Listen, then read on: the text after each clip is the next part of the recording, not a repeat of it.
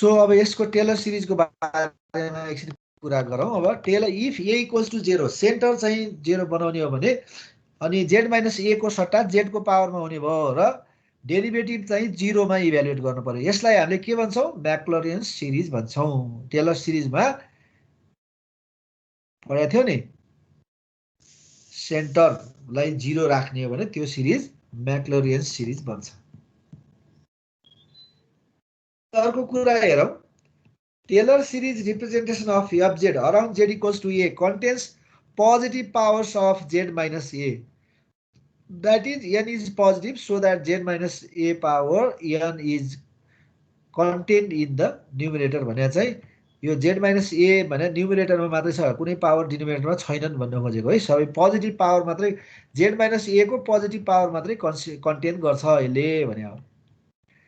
अर्को Taylor series of the function of real भेरिएबलमा हामीले के पढेका थियौँ भन्दाखेरि रियल भेरिएबलमा पढेका जुन टेलर सिरिजहरू थियो त्यो सबै यहाँ चाहिँ फर्मुलाको रूपमा कम्प्लेक्सको लागि युज गर्न पाउँछौँ भनेको छ है।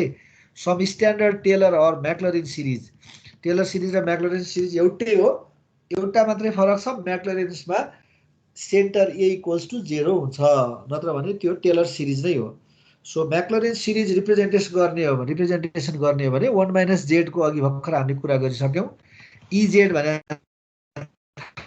तिमीले पढेको थियौ, इजेड भनेको एक्स भनेको के हुन्थ्यो? 1 plus x square by 2 factor plus x cube by 3 factorial and so on up to infinity हुन्थ्यो, जसलाई summation n goes from 0 to infinite z n by n फ्याक्टोरियलले लेख्न सकिन्थ्यो। Remember that 0 factorial is 1।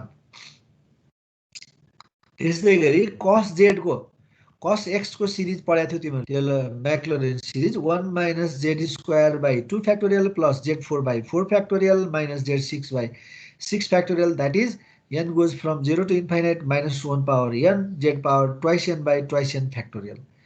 Sin z को त्यस्तै गरी यो series पढेको थियौ, z minus z cube by 3 factorial and so on. cos hyperbolic z र sin hyperbolic z trigonometric series जे छ त्यही नै हो, तर यहाँ प्लस माइनस हुँदैन, सबै पोजिटिभ हुन्छ। त्यस्तै लग को पढाएको थियौ, लग 1 प्लस z भने चाहिँ z minus z square by 2 plus z cube by 3 and so on, यति बेला हुनुपर्छ modulus of z less than 1 हुनुपर्छ। लग 1 माइनस z को पनि पढाएको थियो, त्यो माथिको माइनस z लाई माइनस z ले रिप्लेस गर्ने हो भने हाम्रो यो आउँछ। सो 1 माइनस z भनेको चाहिँ यो भयो है। 1 माइनस जेड को अगाडि चाहिँ माइनस कमन राख्नु पर्ने, यहाँनिर छुटेछ हेर त, यो यसको अगाडि माइनस कमन राख्ने। म त्यो अपलोड गरिदिँदाखेरि यसलाई करेक्सन गरेर राखिदिन्छु है। यहाँ चाहिँ माइनस कमन हुनु पर्यो, किनभने जेड को सट्टा माइनस जेड राख्यो भने त पहिलो पनि माइनस, स्क्वायर गर्दा माइनसको स्क्वायर भएर यहाँ केही चेन्ज आएन, यहाँ फेरि माइनस, सबै माइनस आउने भयो, सो यता माइनस आयो है। म यसलाई करेक्सन गरेर राखिदिन्छु।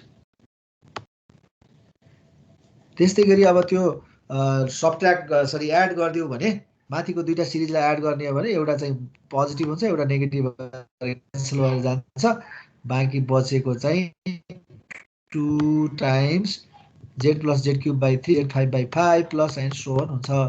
त्यस्तै गरी 1 प्लस जेड पावर एम भन्नेलाई बाइनोमियल थ्योरम लाउने हो भने यसको एक्सपान्सन चाहिँ कुन छ त भन्दाखेरि 1 minus m by 1 factorial z plus m minus 1 by z factorial z square plus m minus 1 m minus 2 by 3 factorial z cube plus and so on. The second term n minus 1 by यो m minus 1. Remark: the Taylor series representation of an analytic function fz inside a circle को भित्र हो भने थियो, z minus a less than r naught is fz equals to n equals from 0 to infinite zn an z minus a power n, an is f nth order derivative at point a by n factorial. The circle, अब यसमा चाहिँ यो सर्कलमा representation हुन्छ भने थियो, the circle z minus a less than r naught is known as circle or region of convergence of the series. यो सर्कललाई region of convergence भन्छौँ, जहाँ फंक्सन के हुन्छ? एनालाइटिक हुन्छ। And the radius of this circle is known as radius of convergence of the series. So interval of convergence भनेर पढाएको थियो तिमीहरूले सेकेन्ड सेमेस्टरमा। यहाँ चाहिँ रिजन अफ कन्भर्जेन्स अथवा के अरे सर्कल अफ कन्भर्जेन्स भन्छौँ र त्यो सर्कलको रेडियसलाई रेडियस अफ कन्भर्जेन्स भनेर भन्छौँ।